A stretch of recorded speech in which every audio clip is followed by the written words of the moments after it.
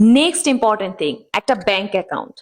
আসার সাথে সাথে ট্রাই করবেন যে একটা ব্যাংক অ্যাকাউন্ট খুলে ফেলার। অ্যাকোমোডেশনে ওঠার আগেই আপনি যদি পারেন তাহলে খুবই ভালো। কারণ হচ্ছে আপনি যখন প্রথম ট্রানজাকশনটা করবেন বা আপনি আপনার রেন্টটা পে করবেন, তখন কিন্তু আপনি ব্যাংক থেকে যদি পে করেন এটা অনেক বেশি সিকিউর, রাইট? ক্যাশ টাকা দিয়ে এখানে কোনো ডিল করতে যাবেন না। আসার সাথে সাথে করার কোনো দরকার নাই, কারণ এখানে কোথায় কোন ধরনের মানুষ আছে আপনি জানেন না। সবসময় সচেতন থাকাটাই ভালো, রাইট? সো আসার সাথে সাথে আপনি যদি ব্যাংক দিয়ে রেন্টটা ট্রানজাকশন করেন তাহলে এটা অনেক বেশি সেফ হয়ে থাকে। সো আপনি চাইলে এএনজে, কম ব্যাংক, এরকম কিছু ফেমাস এখানে ব্যাংক আছে, এনএবি, রাইট? সো এই ব্যাংকগুলো কি কি ব্যাংক আছে এটা নিয়ে একটু রিসার্চ করতে পারেন। আপনার জন্য কোনটা সুবিধা হয় সেটা খুলতে পারেন, রাইট? অথবা আপনি টেম্পোরারিলি কম ব্যাংকে একটা অ্যাকাউন্ট খুলে ফেলতে পারেন। আমি পার্থে আছি, আমি কম ব্যাংকে অ্যাকাউন্ট খুলেছিলাম আসার সাথে সাথে। সো আপনিও চাইলে সেটাও করতে পারেন। সো ব্যাংক অ্যাকাউন্ট খুললাম, রেন্ট দিলাম, এবার আমরা বাসায় গিয়ে রেস্ট নিব না, ল্যাপটপ নিয়ে বসবো এবং টিএফএন খুলবো। টিএফএন কি?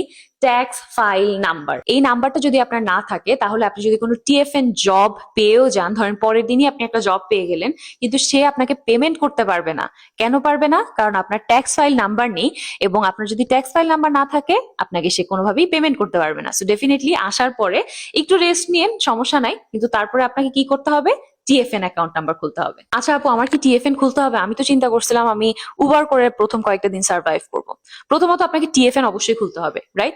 দ্বিতীয়ত এবিএনটাও খুলে রাখবেন, কারণ এবিএন না করলে কিন্তু আপনি আবার উবার অ্যাকাউন্ট খুলতে পারছেন না। উবার করার জন্য আপনাকে আবার কি এবিএন লাগবে। সো ডেফিনেটলি টিএফএন এর পরপরই আপনারা এবিএনটা করে ফেলবেন।